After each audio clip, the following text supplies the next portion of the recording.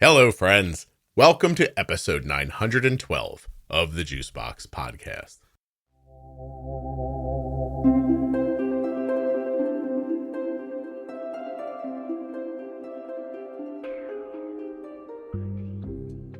On today's show, I'm joined by Ryan Taylor. Ryan has type 1 diabetes, and he's a reality TV show star in the UK. If you're listening from England, then he's just a reality TV show star. While you wait to find out if I offer Ryan a rose, please remember that nothing you hear on the Juicebox Podcast should be considered advice, medical or otherwise. Always consult a physician before making any changes to your healthcare plan or becoming bold with insulin. I was 1,000,000% sure I was going to call this episode As Happy as Larry, but Ryan he was just so good. And I'll admit later in the episode, you'll hear me say that it's not what I expected from him. He was terrific. This conversation about type 1 was masterful. And that's why the episode is called Dead Chuffed About Ryan Taylor, because I am pleased about Ryan Taylor. Just what a lovely time. Thanks to a couple of people from the UK in my private Facebook group for confirming that Dead Chuffed About Ryan Taylor means pleased about Ryan Taylor. You guys are terrific too. All right, you ready to get started?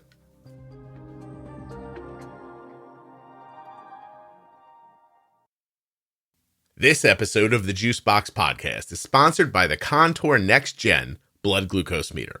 Find out more about the Contour Next Gen, the Contour Next One, and the entire line of Contour products at contournext.com/juicebox. Use my link, support the show. You can buy them right there. You'll see when you get there. The podcast is sponsored today by BetterHelp. BetterHelp is the world's largest therapy service and is 100% online.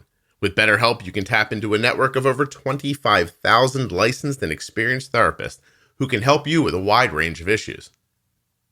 BetterHelp.com/juicebox. To get started, you just answer a few questions about your needs and preferences in therapy. That way, BetterHelp can match you with the right therapist from their network. And when you use my link, you'll save 10% on your first month of therapy. BetterHelp.com/juicebox. Links in the audio player you're listening in right now, right in the show notes of the audio player, and at juiceboxpodcast.com to Contour, BetterHelp, and all the sponsors. Yeah, UK. So I guess obviously you're American. Is the podcast bigger in America or the UK? How's it do? Well, we're just gonna actually. Why don't we just start, Ryan? And we'll fill in the rest in a little bit as we go. Perfect. So overwhelmingly, the podcast it really does well in the United States. But cool. Yeah, but there are countries where it does strong, like very strong. So I don't know how to put this like in a way that somebody who doesn't track this stuff would understand, but Apple takes categories for podcasts. There's a main category and then there's a subcategory. So I'm in the main category health and fitness, and then in the subcategory medicine. So okay, so because you got to pick one of them. So I'm looking here. So in Great Britain, I am number 45 in the medicine category today. That's mad. That is crazy. Yeah. I bet there's loads of countries you wouldn't even think of. So like my TikTok, when I first started it, I have a specific diabetic one. And like, I was going like crazy viral in like Budapest, France. There was like some videos I got where it got like 4 million views and it was all in like random regions. And like at the start, I'm now finding my audience is sort of majority UK and America, which is cool. Yeah. But at the start, honestly, I was having to translate in the comments stuff I was saying and basically put a transcript in as many different languages as possible because my audience at the start was majority random countries, like ones you wouldn't even think diabetes is probably big in. Yeah, so because I have this screen open to answer your first question, this is going to take like 20 seconds, okay? But yeah, this podcast is currently charting in Malawi, Turks and Caicos, Brunei, Namibia, Bahrain, Moldova, Cambodia, Qatar, Malta, Latvia, Egypt, Luxembourg, Iceland, Kenya, Bulgaria, Nigeria, Slovakia, Kuwait, Vietnam, Slovenia, Greece, Romania, the Czech Republic. It's not the Czech Republic. It's Czech Republic, United Arab Emirates, Hungary, Chile, Thailand, Finland, Israel, Argentina, Hong Kong, Philippines, Belgium, India, South Africa, Switzerland, Italy, New Zealand, Netherlands, Japan, Denmark, Ireland, Norway, Mexico, Spain, Sweden, France, Australia, Canada, Great Britain, and the US. That is crazy, isn't it? Yeah. It's like you only ever think, like, I know how. So I lived in America for a short period of time. Basically came back and forth and was there for about probably 8 to 9 months. And I only ever think of like how it is for Americans. I obviously know it's very different over there compared to at least getting your medication in the UK. And so you never think like, I wonder what it's like for people in some of them, like Egypt. Like, how do they manage diabetes? Do they have CGMs? Do they have like the same insulin? Like, you wouldn't even think stuff like that. But obviously, it's a disease which is, what is it? 1 in 40 now have a form of diabetes.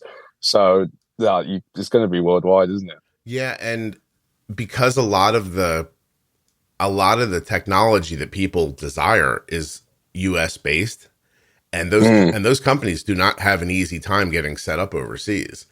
And then on top, you know what I mean? And then on top of all that, there's an expense to set up, and there's probably a cost analysis where they say, I don't know, we can't afford to get into this country.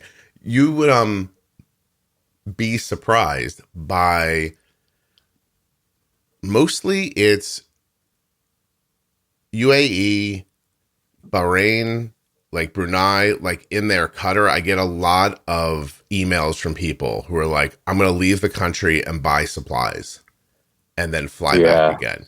And they're trying to make a plan. Some people, there was somebody on here once that regularly flies into the US, buys supplies and cash, and then just flies back again. That's crazy to me. I know there's a way. There's obviously the price cuts that are going on at the minute in America, and there's obviously, if you have insurance, it's totally different. But my biggest fear, I was the opposite. So obviously in the UK, we get everything prescribed via the NHS, which is great. When I was working in America, it happened to fall during COVID. I was in Miami, and the big decision for me was, obviously no one knew how long that whole period of time would last. We got told on the news it might be a 3-week lockdown or whatever. And my mum was saying to me, she's like, you've got to take into consideration with you, it's different because it's not just free. If you get stuck out there the whole summer and there's no flights home, how much is your insulin requirements? How much is your CGMs going to cost? And when we priced it up, it was far more worthwhile to get a flight from America, even at the prices they were going at that point, to get a flight home just in case. And obviously ended up lasting, a couple of years. So thank God I did. But yeah, it's crazy. Like, people will fly to America. But to me, when I get tagged in some stuff on TikTok, some people saying how much they paid for their medication this month, and I feel sick when you see it, because it's not, I don't think medication in general you should pay for, but then when you see people paying thousands of pounds for an autoimmune disease and for medication which keeps them alive, you can see why people do stupid things like not inject the right amount or try and use as little insulin as possible, which then makes themselves ill. It's like, when you're paying that much for it, like, you can see why people are doing stupid stuff. Yeah. Oh, I think it's a not just money, but I think it turns into a rationing mentality where they're just like, 100%. I can't run out of this. Like, what's worse than not taking enough? Not taking any. And so, so I'll just keep stretching. I mean, it's horrible. Now, I don't know where you know what? Why don't we do this? Why don't we tell everybody who you are before we keep talking? So. Yeah, let's do this. Introduce yourself. So I'm Brian Taylor. I'm 26 years old. I'm from the UK. It's a small city in the UK. If you won't know it, it's Coventry, but the closest city you'll know to it is London. I've had diabetes since I was 10 years old and just made the best of it, I'd say. I'm definitely, one big thing I preach on social media, any work I've done with Diabetes UK, is the worst thing you can tell a diabetic person is they can't do something because of their condition. I think I've always tried to show that through maybe lifestyle choices, career choices. I've definitely tried to do as many things that people wouldn't think diabetics could do. And I guess that's what sort of drives me now. Yeah. How did we end up hooking up? How did you get on the podcast? I really don't. Do you know what it was? I got a reminder a week ago, no, about a month ago, I think it was, go on the Juicebox Podcast. And I was like, so what? And I looked at it And it was a reminder from a year ago I was booked on, but it was that you had that much of a backlog of people coming on here. It was June last year. I think it was in the UK, it was called like World Diabetes Week, or it might be World Diabetes Month. No, I think it's World Diabetes Week. And at that point, my agent had got me a load of podcasts to do diabetes ones, because I'd never really been big on sharing diabetes on social media. I was never the sort of person to hide I had diabetes. If you knew me, you knew I had it. But I wouldn't go out there and openly talk about it. And then I think about a year ago, I made a decision like, oh, why not? So last year, I remember she booked us on about 3, 4, 5 different diabetes podcasts. And I think this was one of them. But you had that much of a backlog of people. This was the next date, which was March 2023. You should be on my side, bro. I'm like, oh no, I would love to do that. Here's a link. Just grab the first thing you can get. I said that to someone last night who emailed me back and said, I mean, it's March right now, 2023. And the person emails me back and says, okay, well, I'll see you around Thanksgiving. And I was like, great. Yeah, it was literally about that long away. Yeah, but it was really cool. Obviously, it was one of the podcasts I'd already listened to anyway. There's definitely a few that I think are really good, and it's cool to be on here. Excellent. Agent. Why do you have an agent?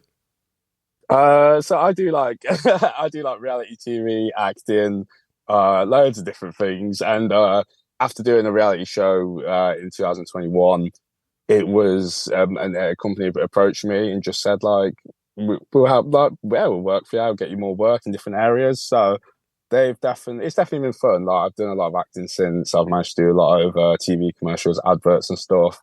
It's never going to be my main thing. Like I'm never a reality TV. I don't care about reality TV. Like every so often, the odd thing pops up that I'm like, I want to do that, and I'll get put forward for it. But apart from that, it's life experiences. It's when I was like 16, 15, 14, I never thought I'd have a chance to do any stuff like that. So when I got approached and asked to do it, it's always a yes for me. I'm definitely always I'll never die with any regrets. Let's say that. What reality show were you on?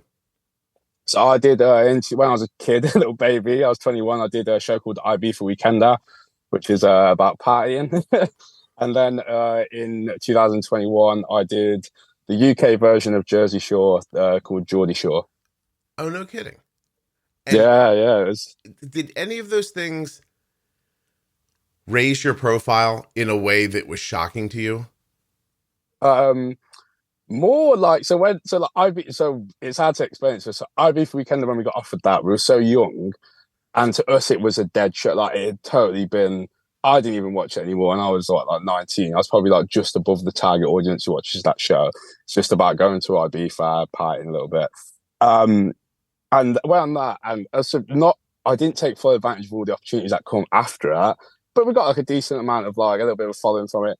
Geordie Shore is the sort of show that you'd expect to get a lot from, but I'm always realistic in it. Like it was season 25 or something that I went on. Mm-hmm. Like people that watch this crap for years. The main reason I did it was my favorite show when I was a teenager. Like when I was 13, I never thought I'd get a chance to go on it. When I got offered it, I was like, yeah. The show didn't do any well. I think it's actually been. I think it is finished now. It's always on its last series, but the opportunities after have been, like I said, getting into agent, getting into so many different things in podcasting, acting, commercial, everything like that. I do always have to pay. I do put a lot of it down to I got basically a foot in the door from Geordie Shore. I do think the only reason I still get lots of opportunities in that sort of world is because I do well out them. I don't think you're not getting just offered stuff just because you went on the reality show a couple of years ago. Like you've got to see that you've got a good background in actually overperforming everything you do. And I do think, that's pretty much why we still get it. But Geordie Shore was, some people thought, there was other people on it with me who were doing their first season on it. They thought, I'll never work a job again. And I was thinking, come on. Like reality TV definitely pays more in America as well. But it also is just watched by more people. It's so oversaturated in the UK now that like, I did it because it's a once in a lifetime experience. That's what I see it as. I didn't do it so I wouldn't have to do anything for the rest of my life and I'd live off doing crappy posts on Instagram. that must have been like just sitting there listening to someone say, well, this is it. I'm famous now. Yeah. Like, no. You'd be shocked. There are people who move country for it, like from other parts of the UK into England for it. There's people who have left their jobs for it. I did none of that. I got paid holiday by my other job, and then I went on and got paid to do it. So I got double pay basically. There was nothing. Yeah, I didn't do it. It was never the end goal for me. I was for anything that comes from it. It's just an add-on. But at bare minimum, I have this crazy experience of getting filmed, partying, having a bit of fun, and going on the show that I loved when I was a teenager. Yeah. So am I saying it right? Geordie Shore? Yeah, Geordie Shore, yeah. Okay. So when I looked, like I've been like banging around while we're talking and everything, there's an article here that says the Daily Mirror, is it? Yeah, I bet you it's that one. Yeah, it says Ryan Taylor claimed the show's producer would not let him discuss diabetes while dating on the show. Is that true? Yeah, I've tried to get some of these things removed just because. Well, to be fair, I'm not too bothered about that one. I'm bothered about some other stuff. I on my old TikTok definitely called out a lot of things by reality TV just for a bit of fun, and they seem to make it into a lot of papers. The problem with it now is in my head, I still wouldn't mind doing another show at some point, and it doesn't look good when you type in your name on Google and that comes up. Yeah, like I had someone the other day, basically, they wanted to speak to us about a show, it seemed quite interested. They turned around and said, they brought up 3 or 4 different articles and they said, that doesn't look good if you want to be in this industry. And I just said, like, I don't really want to be in the industry. Like, you messaged me, like, I'm not gonna change it. But with the diabetes one, that was more specific because I was starting to get a feel for posting like diabetic content on TikTok. And I remember someone from when I was on the show, I basically was, it's sort of set up who you're dating, but I was dating a fellow diabetic. And you don't know this person before you get there. We get on the show, we start having a chat about diabetes, and the producers come over to us straight away and say, oh, it's really good that he's getting on, but we can't air any of that. So I made a TikTok about it, and people were quite like they've a lot of people on my side. Like some people are like, oh, who cares about diabetes? But some people were like, oh, it's awful, they wouldn't do that. I wasn't making that to attack the show. I've attacked the show about loads of other stuff. But personally, with the diabetes thing, I do understand it. It's not the best look for a type 1 diabetic when we're talking about diabetes and our experience with it. And then that night, we're both blackout drunk. I get it. It's a party show at the end of the day. So they probably don't want to be seen as giving advice that this is the lifestyle you should live with diabetes. Mm-hmm. I also think when it's 2 people who they wouldn't understand the extent of diabetic, but when you meet someone, you want to date someone, you've got a connection with, and they also have the same condition as you. Yeah. To me, that was pretty cool, and that was a big thing of like why we got on. Like, even if we had no connection romantically, we've both got a condition which is pretty cool to have. We've both done quite cool things. She's a performer, singer, so the fact that we were able to bond over that, to me, if you cut that whole part out, you're cutting out quite a big part of our story on the show. So that was my main gripe with it. But yeah, the Daily Mirror ran with that one. That's so you are in this house. I mean, I assume the idea is, and Ryan, I don't know another way to say this, as a guy who doesn't date men, but you're hot. Like you're like you're a very attractive guy. So they put you in this house, I imagine, with other incredibly attractive people, and then alcohol on top, and then they film what happens. And you meet a girl, and as you're talking to her, realize that the 2 of you have diabetes. So the thing that I've said to people in the comments that the thing I was more bothered about is I thought the way we found out each other were diabetic was very interesting. So I knew a little bit about Amelia. I had Googled her and stuff like that. I knew the basics, didn't know she was diabetic. We get in there and like on, I think, night 1, everyone's sort of getting ready for the second part of the night, do outfits change, so it looks like a different night on camera or whatever. Mm-hmm. And she's in our room and she's like looking in the mirror with some of the girl and she says, oh my God, I'm so full of bruises on my leg or whatever. And she turns around to us and and I was like, I think I turned around to her and said, don't be stupid, your legs look fine. She says, oh, no, they don't. It's from injections. And she's like, by the way, I'm diabetic. It's not like heroin or anything. And like, we burst out laughing. But like, it was just like a funny way of her telling us. And obviously I'm like, oh, I'm diabetic too. And to be fair, it was like just being in there with it. She had like a CGM, which I'd always been against having one of them. And like, just getting to speak to her a few days, it made me trial one straight after it. So like, I do think it would have been cool to have little moments of that in there. But at the same time, that I guess to me it matters more because I'm diabetic. Is that what the audience really cares about? Well, that's for the producers to decide.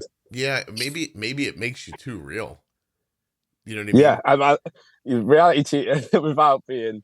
I love everything I've done on reality TV, but reality TV is less real than some things I've done in acting. We'll just say that it's very. The producers have an idea of what they want from each person. They have people writing down a script each evening of what they think is going to happen the next day, and they're essentially trying to make it fit that script because they can only film for so long. And if everyone's just getting on happy as Larry and nothing's going wrong and there's no chaos, then where's the drama in these episodes? So right. I think a lot of people don't realize that reality TV is probably more scripted than the scripted entertainment that they watch.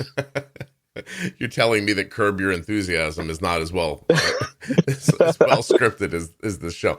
So, well, but to dig into it for a half a second more, like putting yourself in the perspective of the producer of the show, like you're trying to paint a picture of like, I mean, it's young, attractive sex, alcohol, right? Yeah. Like, and that's it. And then you're along there going, so a CGM, what is that?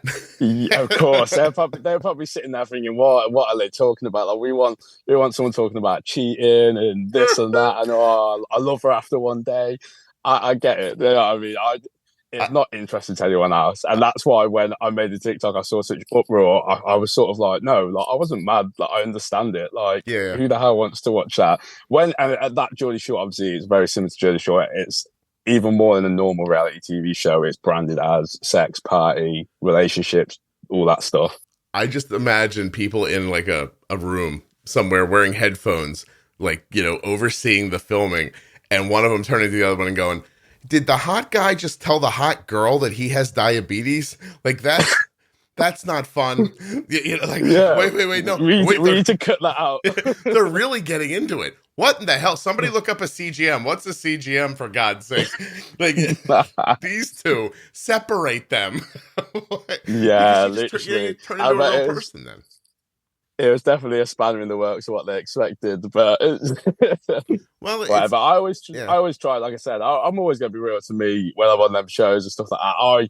I was already pretty uncomfortable with the fact that you're dating on TV. It wasn't meant to be dating. It got switched again. That's another COVID story. It was meant to be the ultimate party season. So I'm not actually so Geordies are from Newcastle in the UK. I'm not from Newcastle, but the whole concept of this season, because Geordie Shore was sort of getting boring, dying out a little bit, we're going to take people who worked very party jobs elsewhere. So I was on it because I was a nightclub promoter in America. We had a dancer on it. He was danced in nightclubs. We had the strippers, all sorts. We were going in and we were going to be the new party, the young party animals that were going to show the original cast like how to party. We get into isolation, which is sort of, they keep you in there to make sure a few days before you go on the show so they can get everything set up. While that happens, another COVID lockdown happens, and all of a sudden the whole show changes to, we can't leave the actual Geordie Shore house now. So we need to come up with a whole new plan. So that's when it became, you're dating each other. At that point, if you leave, you're not getting paid. You've just wasted all these weeks in isolation and you don't even get to see if it's going to be a good show or not.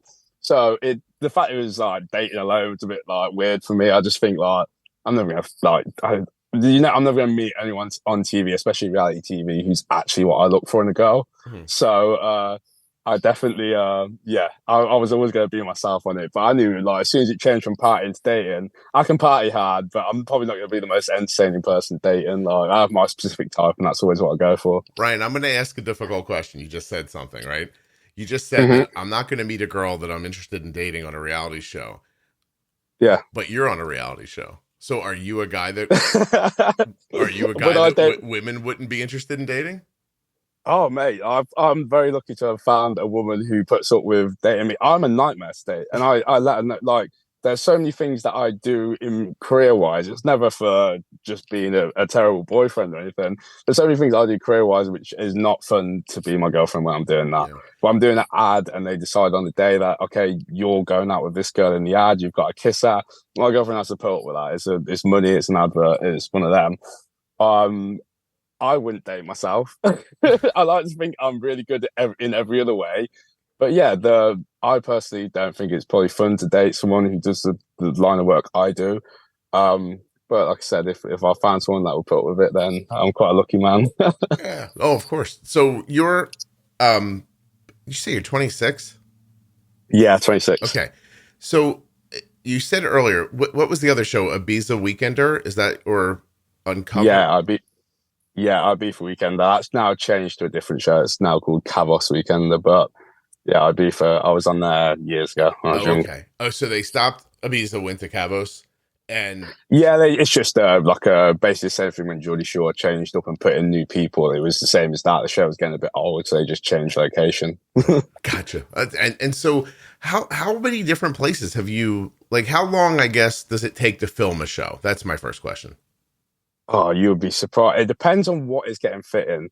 Like, for example, like Geordie Shore usually, like the normal Geordies loved us on that show because they'll film for 6 weeks to make 8 episodes, but it's because there's so little stuff happening that like you need to film for that long to get enough spare stuff that can go in the show. Mm-hmm. With us, because we all went in there and it was dating, like every episode you had all the people who were currently dating each other. You had to show their dates, show whatever's going on with them. Do they get with each other? Do they not? And then you had new people entering. Who's he going to go for? Who's she going to go for? There was that much. Sorry, Geordie Shore, we filmed for literally days, mate. Days. It was, and they got a whole series out of it. And I think like it's crazy. Like when you actually work out what we got paid per day because of that, it was very well. On a usual series of a reality show will take probably you're looking at if it's at least 2 weeks upwards of 6 weeks to film. Right. But we managed to get I got ours done in less than a week because there's that much going on. Each day was actually like 2 episodes. So it's interesting using Big Brother in America as an example, but there's sort of like two different kinds of watchers. There are the people who want to see the program that comes on once or twice a week. It's an hour long. It's just it's everything turned up to 100 because it's those little moments. And then there are other people who will watch the live stream of just people wandering, nothing happening, just people living, like watching an anthill from far away, you know. And I don't know, it's I don't care for it one way or the other, if I'm being honest. I don't really. I mean, like so, my daughter, when my daughter was younger, my wife, my daughter's friends, like they would like all come to the house and sit and watch like Big Brother, for example. And then they'd sit around and talk about it afterwards, like this one and like that. And I was like, oh my God, like I would just leave. I'd go, I'm going to go upstairs now. But so Big Brother has his own place. So I always had this thing. I've said it on loads of podcasts. I said, when I was a teenager, and if you looked at me when I was a teenager and you thought I'd ever do reality TV, you'd be off your mind. Like there's no chance you'd ever think I'd make it on. So I always go based on this. My 3 favorite TV shows when I was reality TV shows when I was a teenager. One was Magaluf Weekender, which turned into Ibiza Weekender, which is now Kavos Weekender. So I got on that. My other one was Geordie Shore, and my third one was Big Brother. So that is going to be the last one that I want to do. So hopefully at some point we get that. Yeah, I know it's coming back in the UK this year. It would definitely be something that I reach out to them about going on. It's not like I had to worry though, but it's just it would be cool because I've said it in podcasts for probably about 2-3 years now. Like, oh, that's the only reality show I do left, and like it would be pretty cool to do that. So, yeah, it's huge in my house. There's a cup in my cabinet that says Big Brother on it because they bought them to use while they were watching the show. You know, and I think too, and then we'll move on. But I can see the perspective of a producer who would say, wow, these two people have diabetes. It's not interesting to anybody who doesn't have diabetes. It's not what we're selling here. But I think it's short-sighted because a lot of people have diabetes. And I think they would have been really interested in it and probably would have latched onto you and come back to hear more about it or just to see you after they realized you had type 1. 100%. Yeah.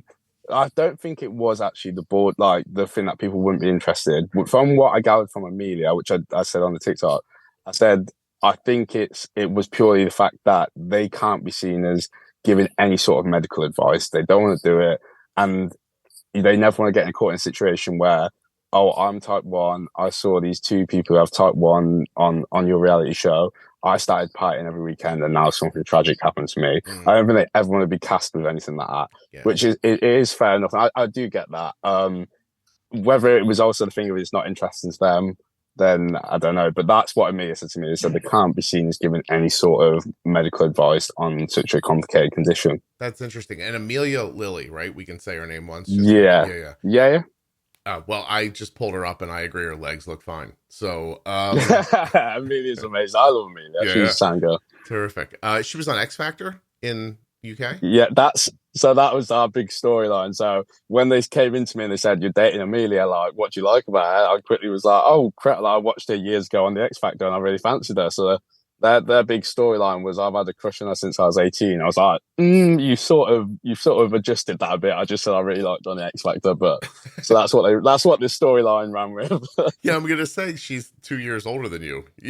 Yeah, no. Well, apparently she is my childhood crush or something. If you look on YouTube, there's some clips of Amelia makes Ryan's childhood dreams come true or something. So Hilarious. yeah, they love a story. They love a story. Yeah, no, that's interesting. So, okay, where do I want to go from here? I do have one. I guess I have one question. It's going to sound like it's about the show, but it's not really. When I get contacted by a lot of people and they want to know, how do I successfully drink? And to your point, like, really drink with diabetes. And I mean, what is the secret? Is the secret you leave your blood sugar high so you don't have a problem with a low while you're drinking, or do you really have it worked out?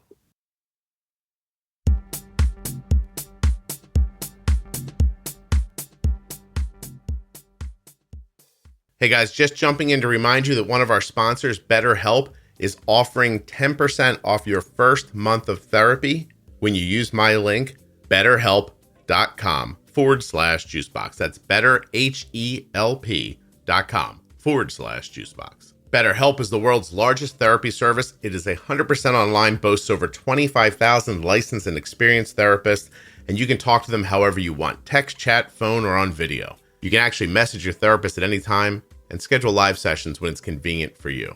Now, the Contour Next Gen blood glucose meter is incredibly accurate. It's easy to use. It has a huge screen so you can easily read it, and it has a nice bright light for viewing at night.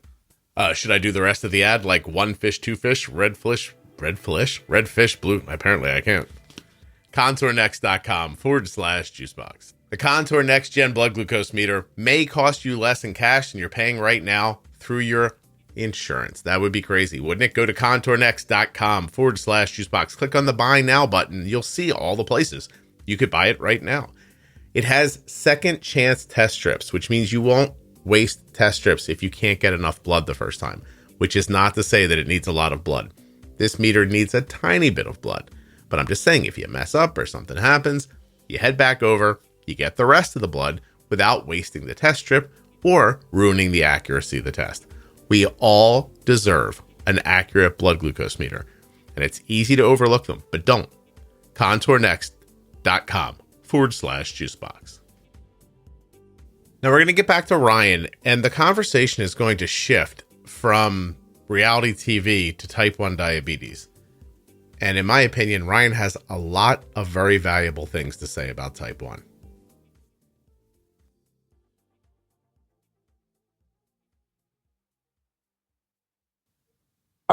There's no sweet science to it, to be honest. There's, like I said, when I was a club promoter, that was probably the riskiest years of my life, because you'd be out all night partying, and you'd also be risking so many of the hormonal things which play a factor on your blood sugar. So a total lack of sleep, because we'd be up first thing the next day getting people signed up on our table for that night. So there was so many things that come into it. My thing is always a routine.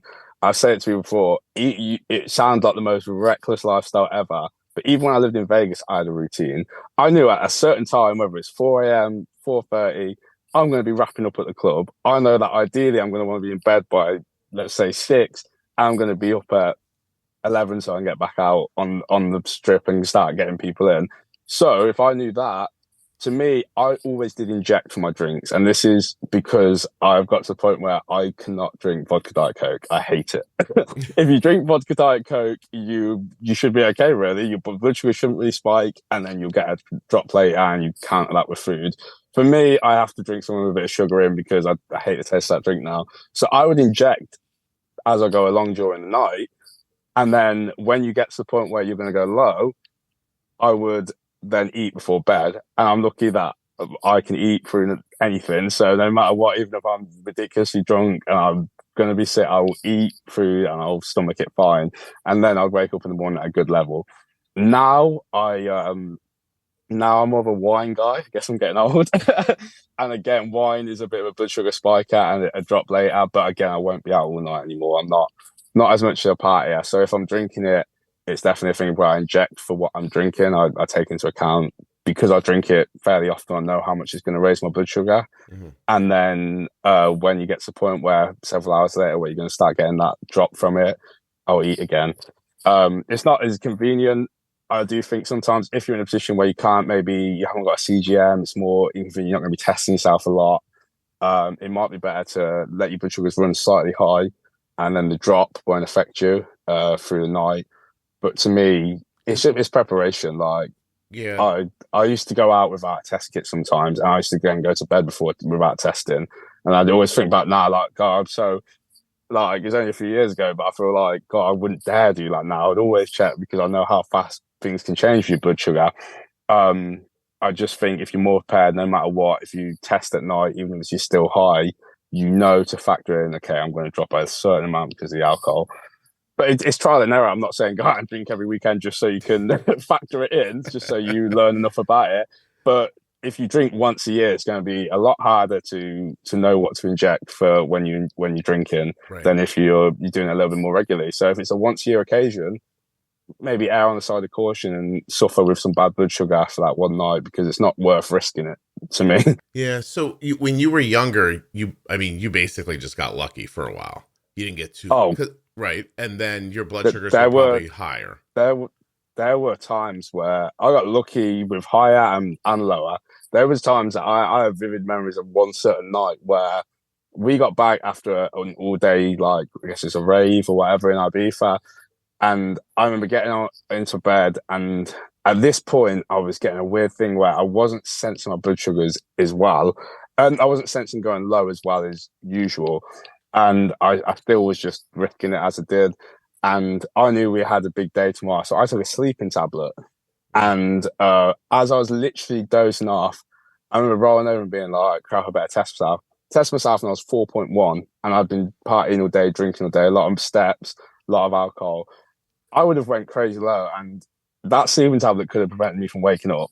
Yeah. And there's vivid memories of that where it's like, God, thank God I rolled over and tested myself, because I didn't do that the previous 2 nights when I took a sleeping tablet.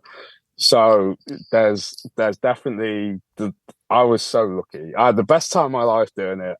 It was unreal. I couldn't even think of being that reckless now. Yeah, 4.1 for people listening is 74. So Yeah. you're like you're about as low as you want to be, and then you're falling asleep and you're waiting for a sleeping pill to kick in on top of all that. And you've got the drop of all the alcohol wearing off, potentially the post-exercise drop, because that was one thing when we were abroad. We were racking up 20,000-30,000 steps a day when we were at a party, a rave every night. So yeah, you're looking at a big sizable drop. Like, I went and had a lot of food that night. I think I still woke up at only a slightly lowish level the next day. So may I say, if I drank to excess and was out eating late at night and everything, I don't think I'd have abs. So how is there a lot of exercise in your life as well? So it was a lot more when I was young. I was a personal trainer for many years, and it was my life. Like, I didn't see it as my life, but when I actually look at how, when you're in the gym all day, you got time, you can stretch in the middle of the day, you can do some cardio in the morning. I'd get in a session after work, I'd go sauna, steam room. I can't be like that now. I'm busy 24/7. But one thing I am is if you look at my TikTok, you think I eat terribly. And it is sort of, to prove a point, my TikTok is very much me eating crap food and injecting for it. And a lot of it is to show, I'm very big on showing that, like, you can do what you want with diabetes. You can manage it no matter what. You don't have to eat zero carb. You don't have to do anything. But I think the only way it works, me doing this, is if I still have good blood sugars and I still look reasonable while doing it. So the way I do it is I'm very active. I try and get in 10,000-15,000 steps every single day. I try and do some form of weight training every day. I do some of my outside hobbies. I do professional wrestling, so I'm training for that at the minute. So there is a lot of activity in my life. I'm trying to be, like, more functionally fit now, but it's not like when I was a personal trainer and I was living to be like a bodybuilder, or even when I was a club promoter in America. Like, Yeah. I cared very much about how I was going to look on the beach. Right now, my main priority is always health. But yeah, a big part of it is I'm still going to eat crap because I want to show people that, like, mainly that, like, you can still do it with diabetes. I get 20 to 50 odd messages a day via TikTok or Instagram asking for like advice on like diet, diabetes, and I do think I do think I will reach a lot of people in the next few years and hopefully get off a message that you can do what you want with diabetes, because for so long they've been told by doctors, gurus, dietitians that your carbs have to be under 50 grams a day, you don't get to enjoy this ever, you don't get to enjoy that. And that's actually why, in my opinion, they suffer so badly when they do. You're never going to keep on that diet for life. So when you do have that cheat day at Christmas Day and you have that cheesecake, you don't know how to inject fruits. You've never ate bad. You've stuck to your diet so well that all of a sudden when you throw in a lot of carbs and fats, yeah, your blood sugars go sky high, and then you're reaffirming what that person's told you. Oh my God, I can't eat foods like that.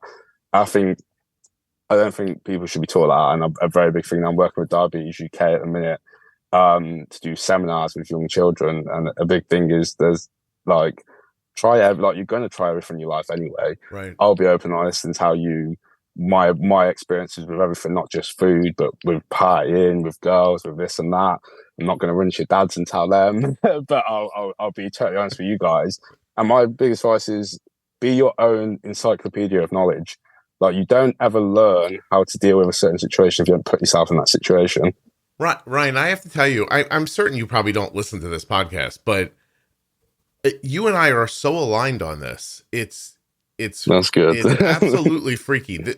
I started this podcast saying to people, I don't care how you eat. That's not my business. You need to understand how insulin works with the foods you're eating. And exactly. Right. And you can go ahead and restrict carbs, but it's always been just from my personal experience, doing that, just at some point, there's just a day where you go, I can't eat chicken again, or I can't do it anymore. Like, I don't want bacon. Like, you don't want to get into a spot in your life when you don't want bacon, and so you need to understand, how does this insulin work in this situation for me? And then after that, I tell people, you go eat any way you want and apply that knowledge to what you're doing, because I want you to have stable, lower, safe range blood sugars, no matter what you want to do, and your activity levels and everything. It's so funny because I'm listening to you for the last couple of minutes, and I was like, with the exception of the fact that you are half my age, 700 times better looking than I am, and British, you and I are saying the same exact thing. So and I think it's so necessary, because there is other people who I actually really admire in the diabetes space online, because they motivate me to do better. But I put myself in the perspective of a few years ago when I saw that sort of content saying, you've got to eat like this, you've got to eat that. It would put me off ever wanting to talk about diabetes on social media, because I've never been that. I've always been someone who's ate exactly what I've wanted to eat. I can't do a keto diet. I burn through so many calories in a day. I don't even know how many hundreds of grams of fat I'd have to eat to sustain my body weight. It just wouldn't happen. So I would see still people online, and for so long I wanted to share my story with diabetes, and I never did, because I was like, I'm not that person. I haven't got totally perfect reasons. I don't eat 100 grams of carbs a day. I eat what I want. And I realized, the more people, they don't want to be told you've got to do that. They want to be educated on exactly how insulin works, and how you can then use that to help you with whatever your diet needs, whatever your exercise needs are. I think a big thing we benefit from now is how easy it is. All food labels have carbohydrate counts on them. All MyFitnessPal, all the different apps you can use. Now, there's other trackers in America as well. There's a massive benefit to having technology in this time. Yeah. And we shouldn't be told. I did quite a controversial. I did try and be a bit controversial on TikTok the other day. I said, if you're a guru, if you're a doctor, if you're a parent and you tell your kids they've got to eat a certain way, or they can't participate in the same hobbies as their friends go into, they can't live a certain lifestyle that they've always dreamed of living, you are the problem. You are what's going to cause depression, anxiety, unhappiness in your children. You're not going to let them live the life they want to, and then they're always going to resent having diabetes, because I did for years. And now it's one of the most positive things in my life. Hmm. I say it all the time to people, like, I hated having it for years. It was always, oh my God, even when I was living a good life in America, I'd partying abroad. It was always, oh, do you know what? If I didn't have to bring my insulin pump over here, I wouldn't need an extra 3 suitcases worth of stuff. Like, but, but, um, but at the same time, now I see it's only positive because some of the best people I meet is through social media and talking about diabetes, and it keeps me more on track. It keeps me more on track. So when I know I'm posting my readings on my story every day on TikTok, I'm going to be a little bit better than I usually would. So there's definitely, I don't think people should ever be scared to talk about diabetes. I do a lot of TikToks talking about diabetes and dating and how early you should mention it when you're dating someone. Some people there like telling me, oh, I've always been scared to mention it on a date. And I've got to the point now where I used to hide it for weeks, months until they had to see me inject. Mm-hmm. That's the first time I talk about it. Now it'd be one of the first things I talk about because it's such a big part of my life. And I think it's only getting to the point where you're comfortable with your diabetes, comfortable with your management of it. You know, it doesn't change anything in your life really, apart from the fact you've got to be screwed on 24/7. Yeah. That's what's made me embrace it. Ryan, what's your handle on TikTok? I don't follow anybody on TikTok, but you're going to be my first. It's Ryan T1D. All right. And I don't think that's completely true. I think I follow a couple of people, but all right. I see you. Yeah. All right. Ryan, can I say something that's going to sound wrong at first, but you'll take it the right way? I don't know how to say this. I made an assumption about you because of how you look, and I wasn't right. Really? No, I love that. I love that you said that. Yeah. No, you look. What was he? No, here's what I mean. Just in case you're not understanding right, you're pretty and in shape, and I thought, oh God, I'm gonna have to talk to this guy about reality shows for an hour, and what else are we gonna talk about? And you're the exact opposite, man. It's exciting to talk to you about diabetes. Like, you have no idea how like just kind of like lit up I was when you were talking. I mean, I hope so. Yeah, no, man. I've tried for so long. To not be sort of pigeonholed into being like reality TV. Like I say, was never a big part of life, but I do understand there's probably a conception that I'm a very big-headed, all about myself person who, probably only cares about gym and this and that. And I try to be very far away from that. I said to doctors for years, like, one of the things I loved about my parents when I got diabetes, they are the best parents in the world. They would have done absolutely anything for me. They would have learned everything about diabetes themselves if I wanted them to. Mm-hmm. I hated the fact that I saw other kids who let their parents do that, because I knew when I was going to get to 18, I was going to do stuff in my life where I wouldn't have contact with my parents. So I don't want to be ringing them when I'm at my first sleepover when I'm a teenager saying, how much do I inject for this Coke? Like, I was, from the age of 11, I was on like PubMed. I was researching everything about diabetes. And I've built this encyclopedia of knowledge, which is cool to share online. But I'm also very just passionate about other people's stories with diabetes.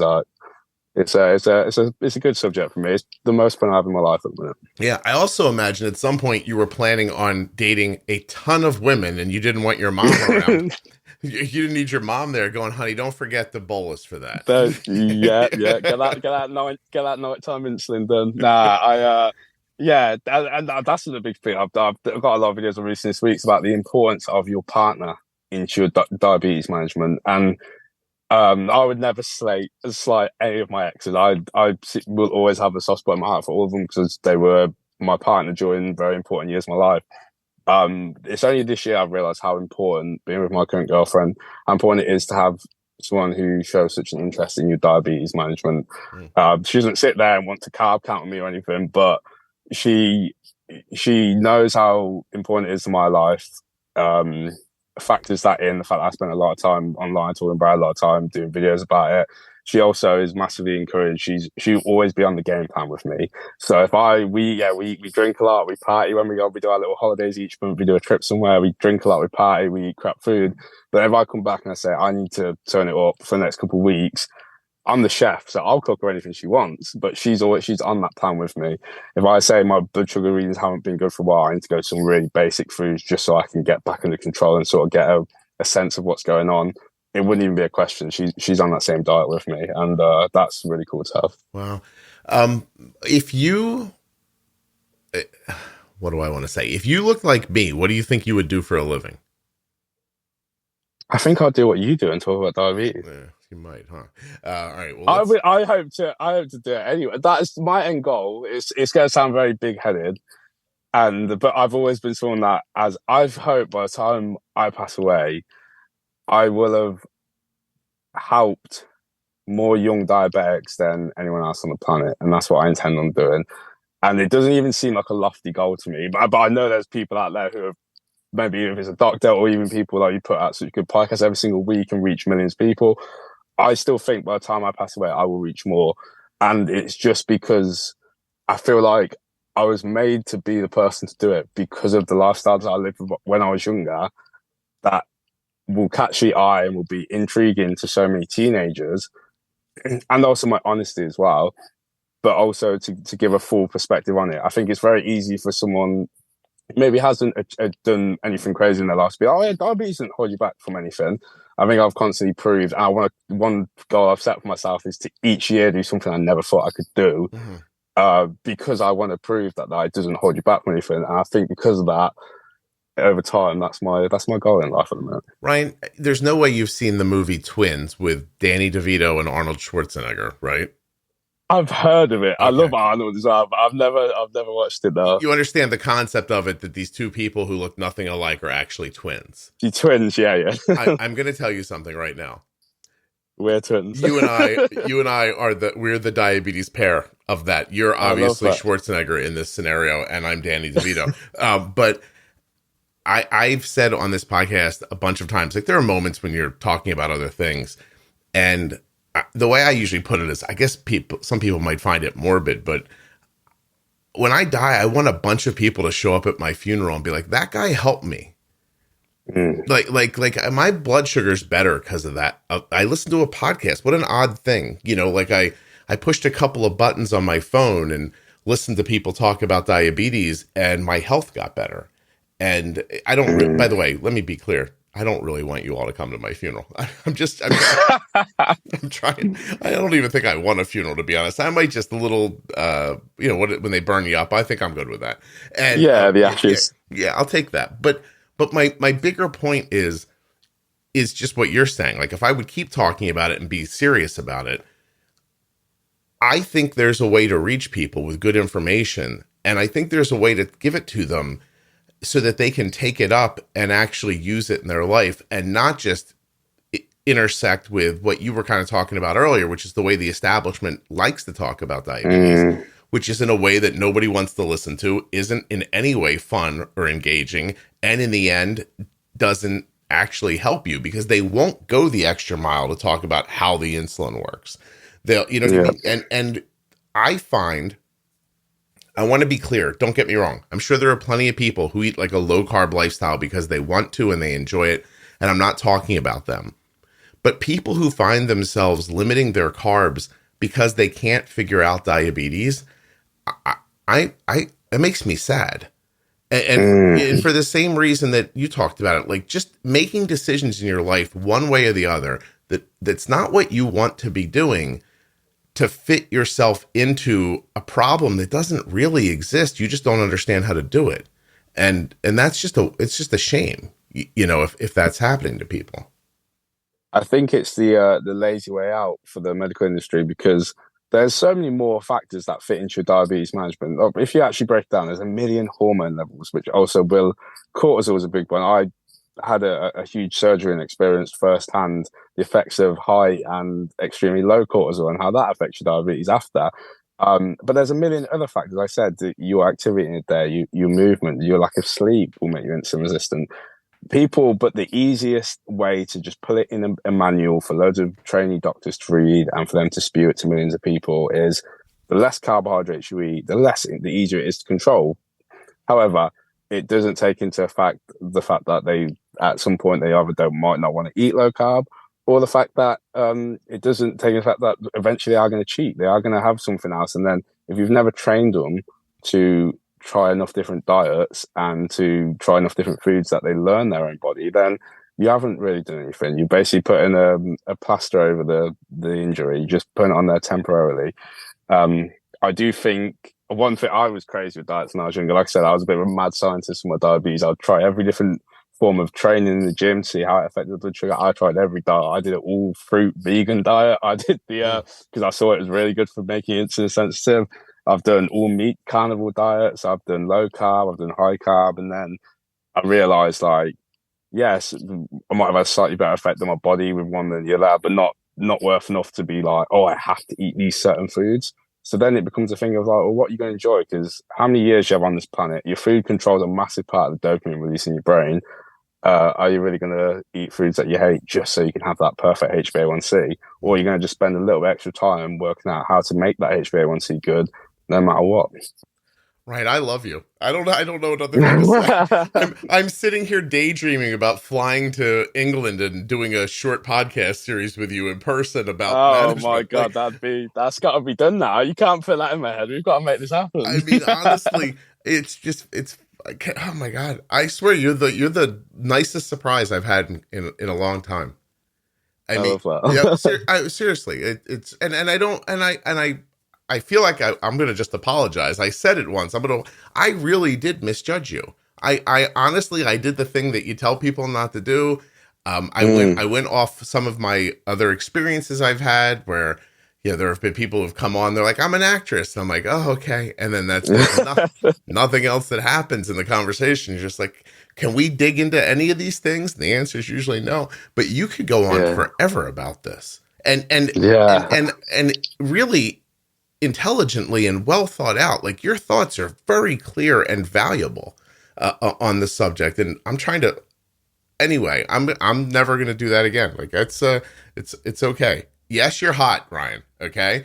And, and you're pretty, and you're some beautiful mix of people. I don't know what your background is, but, I'm just very tanned. I'm actually English only. Seriously. Oh, for certain. Yeah. I thought your mom or dad was black. You're just tan. See, how do you get out in the sun? God damn it. Oh God. Nowadays it's sunbeds. It is sunbeds, but it's more of a, I spent years in these hot countries. I was in Miami, in Miami, and then obviously Ibiza. So I was in these hot places. I had a really good time. And then when I sort of made the decision, okay, that part of my life is over with, you realize how quickly you lose that amazing tan, and it's hard. So yeah, I do spend a lot of time in the sunbed. It's something that I don't love doing. I know it's not healthy for you, but I don't know how you got diabetes. Like, everything else looks like. Do you have any other autoimmune issues? So at the minute, I've always struggled since I had the sepsis in 2021, right before going on Geordie Shore. This is what did dampen the Geordie Shore experience, to be honest. I had a blood clot in my leg and a sepsis at the same time, 2 weeks before going on the show. So I was on crutches until the day they picked me up because I didn't tell them how bad it was. And massive surgery on my leg. Was absolutely out of it the whole time I was on the show. Like, I was in no condition to really be on the show. And then after that, I somehow, there's this thing me and my friend talk about. He's done quite a few reality TV shows. There's this adrenaline dump after doing one. Like, you do this really cool thing and you go back to normal life, and it's quite hard. And I wasn't ready to, so I thought, do you know what? One more summer in Ibiza. Went out, tried to party, realized very quickly I couldn't handle it, because I would go out one day and sleep for nearly 48 hours, and I was like, why can't I stay up? Massive bags under my eyes and stuff. Went and came home, got looked at, and I had very low cortisol. I basically was in Addison's shock the whole time I was out there, and barely injecting insulin. Went days without injecting the insulin, was still going low. So I was prescribed hydrocortisone.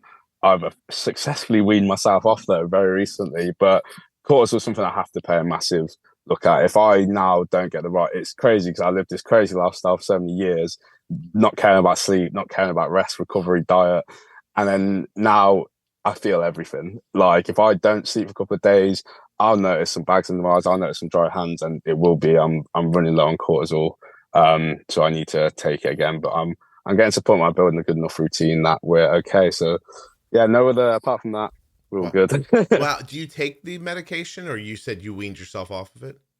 So I wean myself off of it. I still have got it all prescribed, so I can get it at any time. I always keep some on me just in case. Ideally, you don't want to be taking them sort of glucose steroids for long periods of time. They're not good. Yeah. Only if needed. And like I said, if I'm regimented on my lifestyle, it's there, and it's one of them that cortisol plays such a huge impact on your diabetes. Wow. I need to take a look at it, because if you have low cortisol, you've probably got low blood sugar. If you have high cortisol, you've probably got high blood sugar. So I do take that into account now, and that's part of why my friends are out in Miami currently, so it's hitting that time of year, spring break, and it's not even nearly appealing to me, because I know the damage it would do to me at this point. But Arden's my daughter, I'm sorry, I don't have diabetes, Ryan. My daughter does, and I know that. Yeah, and I got to the point where I was like, I don't know. I think this guy's just fulfilling something he said he was going to do last year. No, I do that. I've done my research. And so, but she sees a more integrative endocrinologist. Like, she just turned 18, so in the States here, there are pediatric endos, and they're done with her now. They basically, at her last visit, at the end, they go, okay, well, we need to talk about, like, you getting out of here because we can't see you anymore. So there's a doctor that's been on a couple of times talking about thyroid stuff. She's really brilliant and helps my family with a lot of things. And we talked her into seeing Arden for her diabetes, because she doesn't usually see people for diabetes. That's not the kind of endocrinology she does, but I don't care. This woman she's who I want helping Arden. And cortisol is one of the things that every time you get a blood test with her, she checks for. And 100%. I bet you most endos don't do that. So, I'm going to do, I said this is something that someone messaged me the other day saying, is there other factors? They told me how low carb they eat, how many thousands of steps they're doing every single day. And I listed several things which could play a massive factor in losing weight. I said you shouldn't have to restrict your diet that much to lose weight. Iron's a big one, B12 is a big one, vitamin D is a very healthy hormone to have at the top of the reference range. And I said your biggest ones is your thyroid, and your thyroid is massively impacted by your cortisol. You could have, even if you take thyroid medication, your thyroid levels can come back okay, but that just means it's in your blood. It isn't actively put to work if there's too high levels or too low levels of cortisol in your body, which is one of the things I experienced with when I had to first start taking that hydrocortisone. I went deadly skinny in IB last year, which was scary for me because I've always managed to maintain my weight, and I was eating a whole load of junk food, and my cortisol was extremely low, and I was losing so much weight. And then when they first put me on it, my thyroid slowed down massively. And I know you won't believe this, but I was in some of the worst shape of my life in like December time, and we eventually got it balanced. But yeah, it's crazy how the hormone. Ryan, I more than believe it. I just made a note for myself. I have a doctor's appointment on Friday. I just got a bunch. So my daughter went off to college this year, and my son just graduated from college and got a job. So I finally have some time to think about myself. I have trouble with anemia. Right. So my iron right now, you are talking to me. I'm talking to you completely fueled on the excitement I have for what you're talking about, because my ferritin is 7 right now. Oh my God, that's crazy. Yeah. So I was always very low. I always was right at the top of the reference range for iron, B12. But that's probably what I play so much part of being in good shape to when I was younger. Like without even trying, I always hit them. And then it became an issue, like I said, when one of my hormones went off and the cortisol started going off.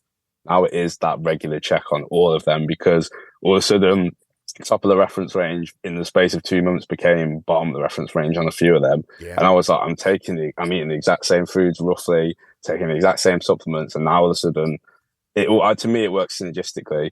When one of them's off, the other one start playing about.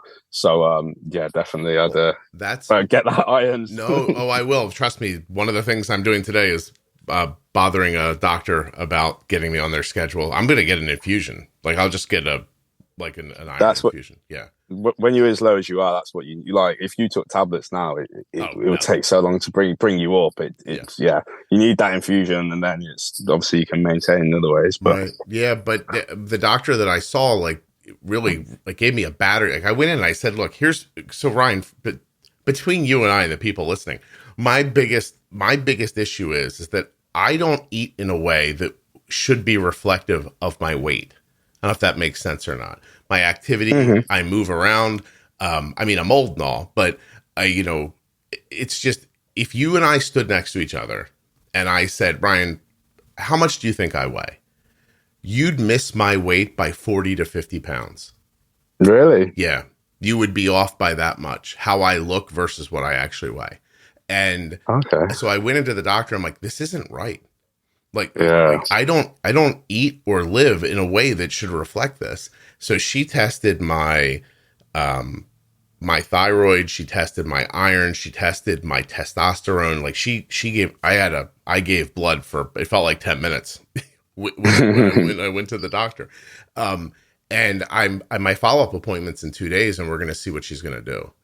So that's cool. It's very cool as well. Documenting on here, as I think would be interesting, because so many people are in that situation. Like they think, oh, I've just got diabetes, but no, you've got an autoimmune condition as well. So when they're not taken into account, which is what I try and say to so many of them, there could be so many other things autoimmune wise which are affected because you're diabetes. It's not saying because you have diabetes you've got all these things wrong with you, right? But there's a better chance of it because you've got diabetes. So I say to them, it's for the average population, it might be as simple as calories in versus calories out. If you're on a good diet and you notice that you're not losing weight, you're being active, then definitely take a look at these hormones and stuff, because the worst thing is doctors don't even really point it out until it's a serious problem. Yeah. There's a reference range, but their reference range, if you're at the bottom of it, that's sometimes very deficient when you're at the bottom of that. Mm-hmm. And they won't even mention it until you're under the reference range, which is, I don't like that. To me, it's like you're there to prevent problems, and it's like if you're leaving it too long for some people, you might be causing yourself more work when they have further issues down the line and need further medication than they actually would have. And that mindset it permeates medicine. Like, A1C, oh, don't worry, it's not, you're not too bad. You have this. That's not too bad of a number. That's in the range. Or thyroid is a huge one, right?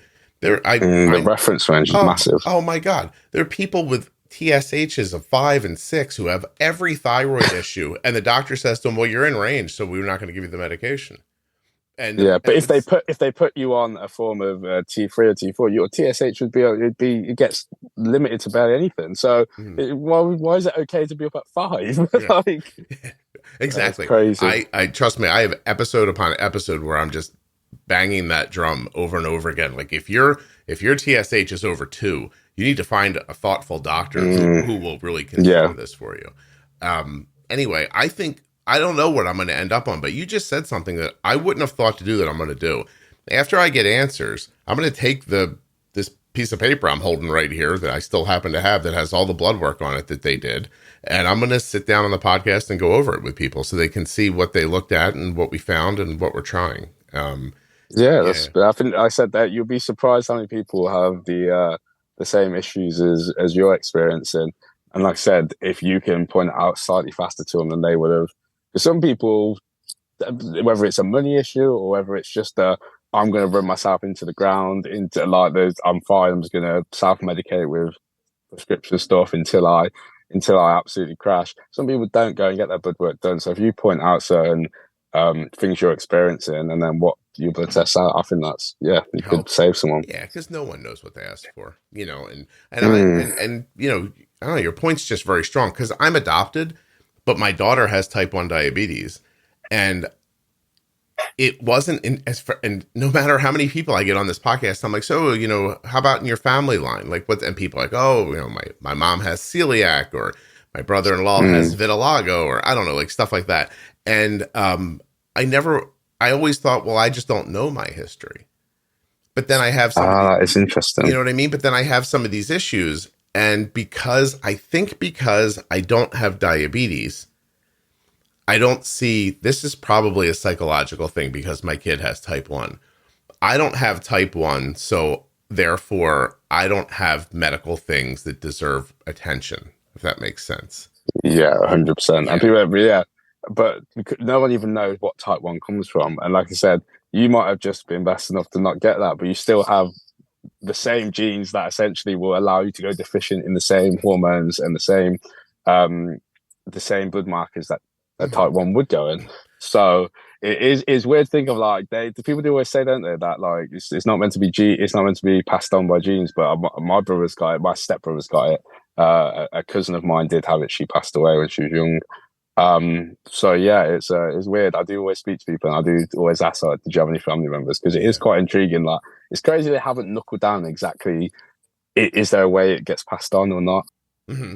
Well, I ask it to get people's minds turning, like the people listening. Mm. Like, I want them to think like, oh, wow, that does run in my family. Or, yeah, we do, there are 4 people in my extended family who run to the bathroom after we eat dinner. Like, is that, what I mean? Is that celiac? Is that like my stomach hurts? Could that be it? Does my stomach hurt because I have type 1 and my pancreas isn't helping, with my digestion, which, by the way, happens to my daughter.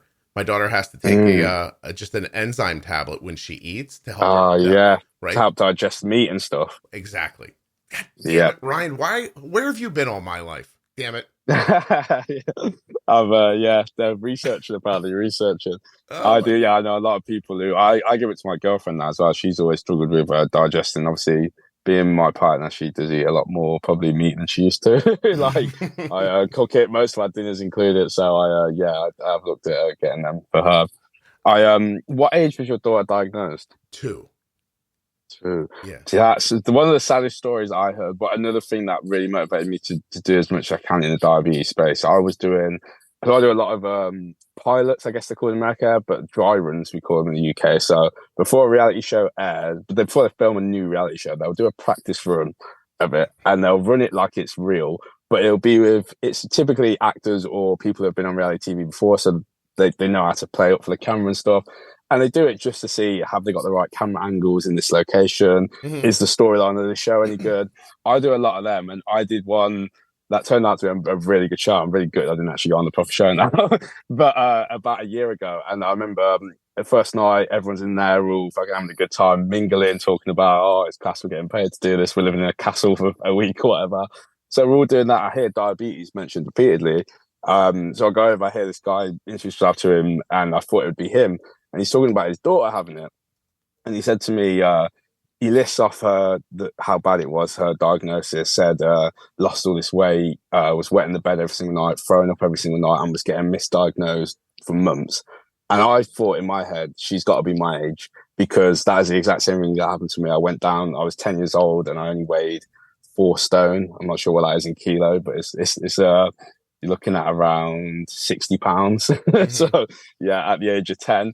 And I was wetting myself every night, throwing up most nights. And so I said, oh, how old's your daughter? Thinking he was going to say my age. And he turned around and said, oh, that was only a few weeks ago. She's 3 years old. Yeah. And I couldn't believe how diabetes is so widely known now. How the hell are people still having them same terrific stories, nearly dying, and they can't get diagnosed? Like, to me, if you see them certain signs on a kid, and it shows there's not enough education in the general population, definitely not in the medical field. But yeah, I think it's crazy, like the fact that just people nearly dying to get diagnosed, and it was in 2022. That's wild. Yeah, well, especially in an emergency room situation, you would expect doctors to know that. When a doctor doesn't know that your TSH shouldn't be 6, I don't know if they're going to know that peeing all the time, equals, results. Yeah, it's hard to know. It should be one of your standard tests. Someone comes in ill, how hard is a finger prick? Mm-hmm. It should be one of those. Honestly, should be one of the most standard things. Whenever there's any of them, the 4 Ps, the main symptom, 4 Ts, the main symptoms of type 1 diabetes. If someone comes in with any of them, it should be standard. We have to do a blood test on you, and then I'm never going to have the chance to change the medical field. I'm not stupid enough to think I have that much power and influence. But I think this is why I love podcasts like this. I love how he puts out information that could catch you on that, because he didn't have a clue about diabetes until his daughter got it. And I bet he wishes, now to not put her through the trauma she suffered for months leading up to it. Yeah. So, yeah. Oh, I have a couple things. First of all, you said 4 Ts. What are they? Yeah, thirst. So thirst, tired, toilet, thinner, toilet. Yeah, toilet, thirst, tired, toilet, thinner. That's the one. You misspoke and you said 4 Ps, and I thought on a different podcast I'd ask Ryan what his 4 Ps are. I was like, I think I know one of them. So, well, I wouldn't say that. Don't give up on the idea of really being able to impact a lot of people, because look at the weird course you take to getting to me today, right? Like, you're on a reality show and you're your person's like, here, go do podcasts about diabetes.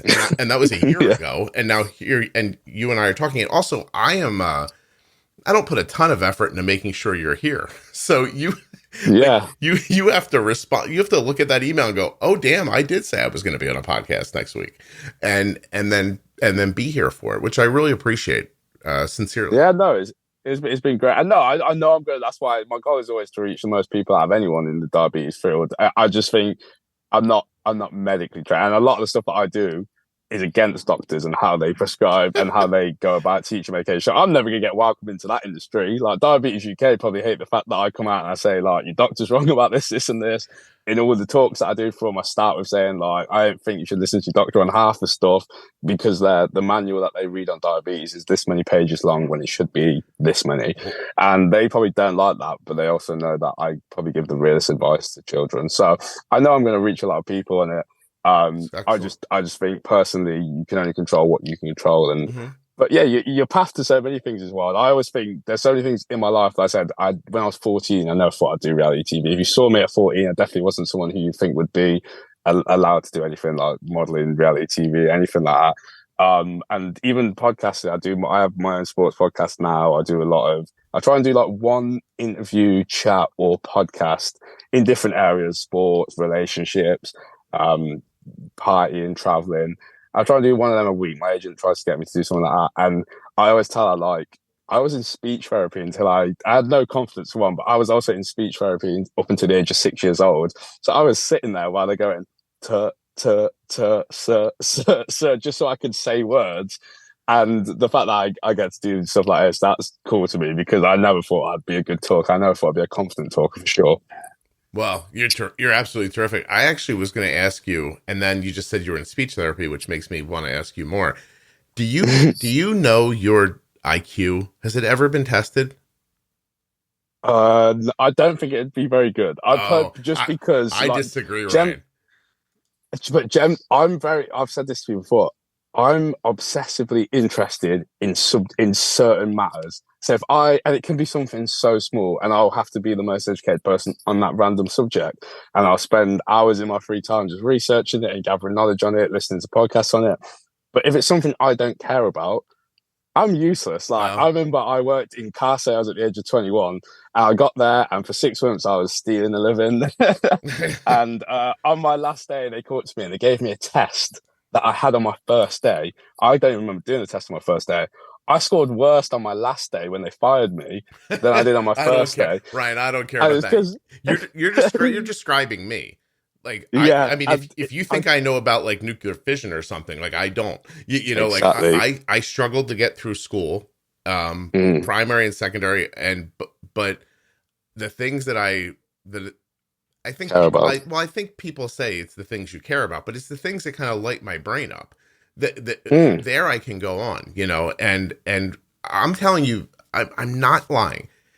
I would send my daughter to you as an endocrinologist before some of the endocrinologists that we've met. Yeah, that's very kind. I agree. I think that's again, we're going into another matter, but that's where the education system fails you. I wasn't book smart at school, but if you put me in a creative subject, something like media, which is like journalism, anything like that, IT, designing something, I was very good. Mm-hmm. If I had to read about, you wouldn't know, but Shakespeare's a very famous author in the UK in English literature. Oh my God, I was awful. And that's where school fails you, because you should play to your strengths, because you don't have to be good at every single thing. I wasn't amazing at maths. I wasn't good at numbers, but you said, like, if it's something I'm passionate about, God, like I'll be very passionate about it. Ryan, let me share this with you. I'm published. Like I'm a published author. Okay. I don't read. I don't like reading. Yeah, it's one of them that, to me, I'm not saying I'm the busiest man in the world or anything, but I like to live like quite a routine life so I can fit in as many things as I can in the day. Like we have to work, we have to do some things, I have to go to the gym. So there's something I do which take up a large proportion of my day. So I have to be so routinely in a routine.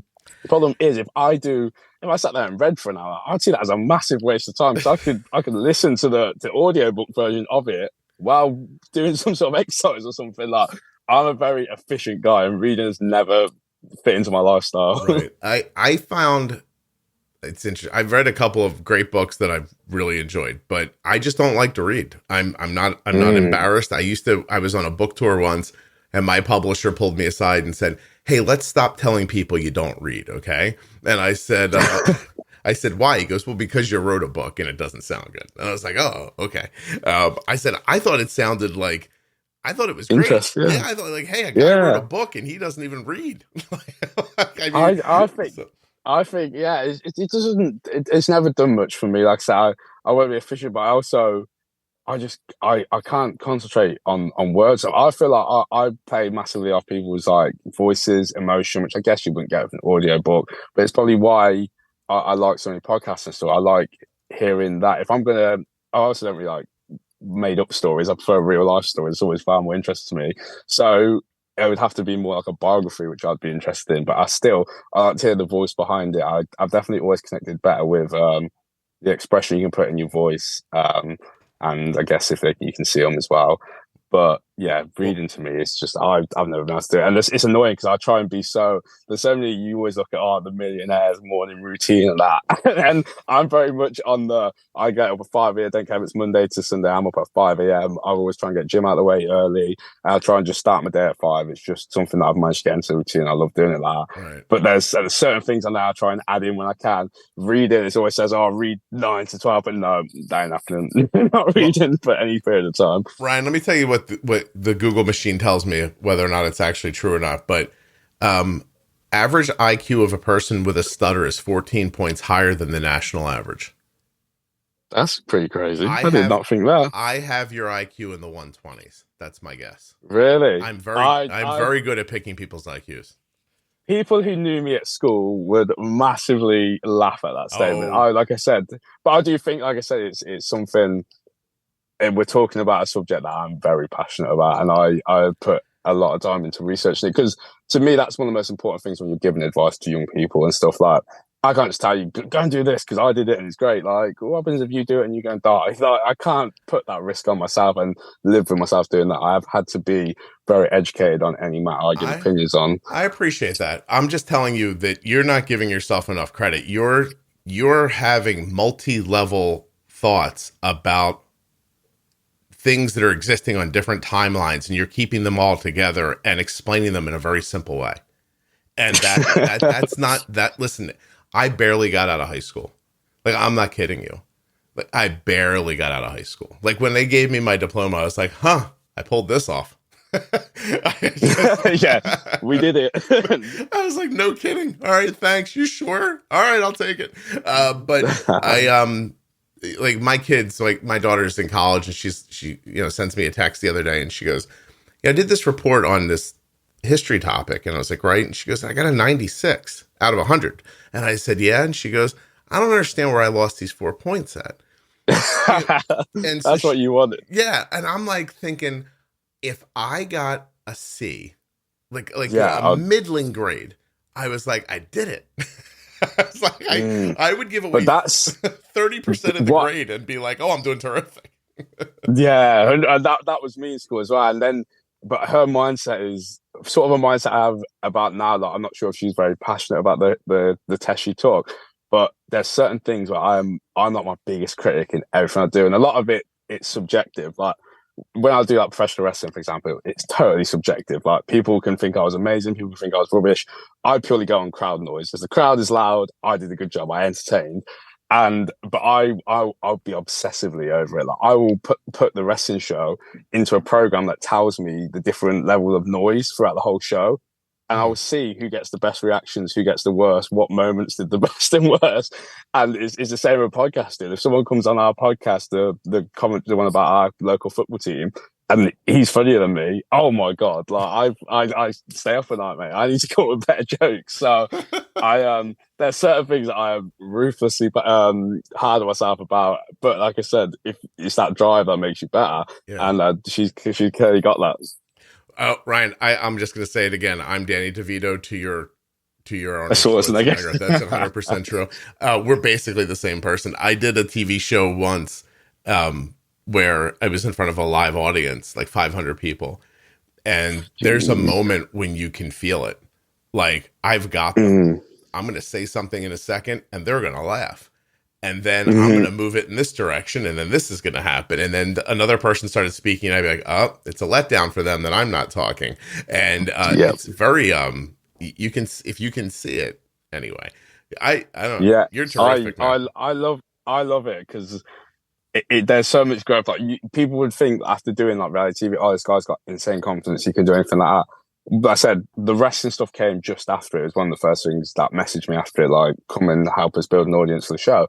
At first time I went to the ring, God, I thought I was a confident talker. I thought I could engage an audience. I thought I would know, oh, you be quiet when they're loud. So you don't want to basically, when you're watching it back, the crowd's booing over you talking, you can't even hear what you're saying.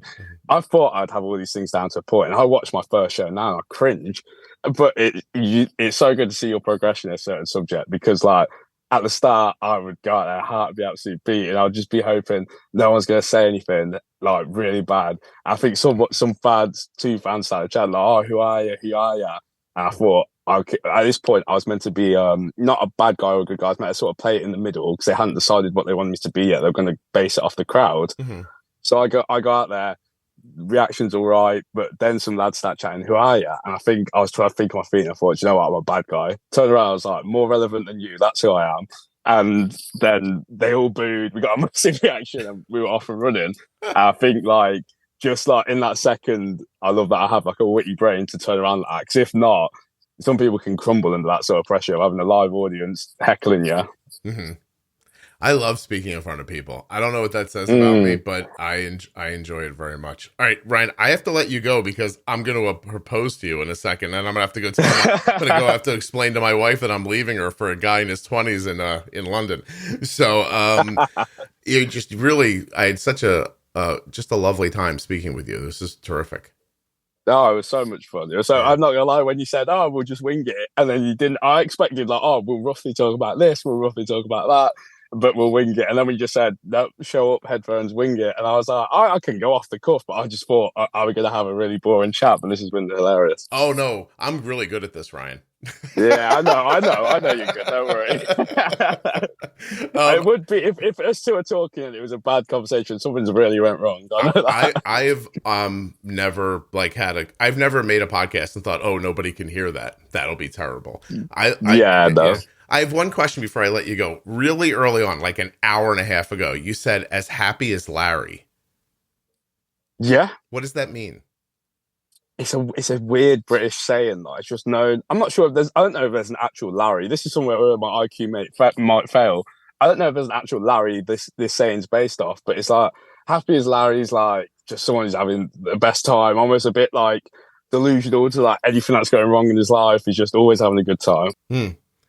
It looks like it's, I'm looking it up here. Larry, the best known character in a world of similes, the expression he instigates is most likely to be of Australian or New Zealand origin. Earliest printed reference known from the writer G.L. Meredith, dating 1875. Oh God. I know it's been I've always heard it. It's in like, oh, I was happy as Larry, and then this happened. So it's one of them with like someone who's almost just everything's going great for that person, and then it's usually used because everything was so good, and then bam, something happened. So popular Australian writer Tom Collins in 1903 in something called Barrier of Truth wrote, "Now that the adventure was drawing to an end, I found a peace of mind that all the old fogies on the river couldn't disturb. I was as happy as Larry." Here's Larry. There you go. All right. Well, not for nothing, Ryan. That's what your episode's called. I love that. That's class. I love it.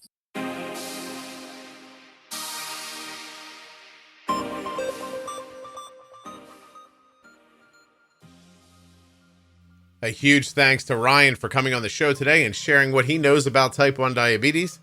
Thought he was terrific. Thanks also to the Contour Next Gen blood glucose meter. ContourNext.com/juicebox. Use my link, support the show.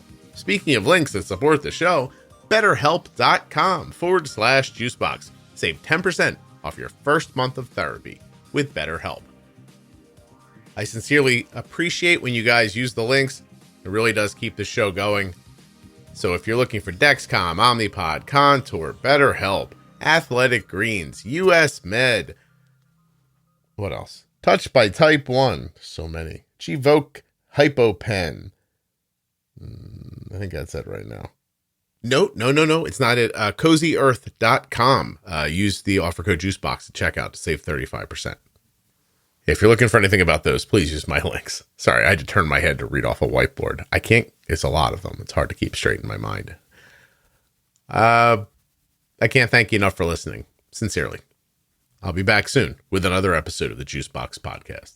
You're probably right now thinking, I can't believe we got through this whole episode. Scott didn't do one, shitty, British accent the whole time. I didn't. What do you think of that? Not bad, huh? Growing up. Didn't even mention Harry Potter.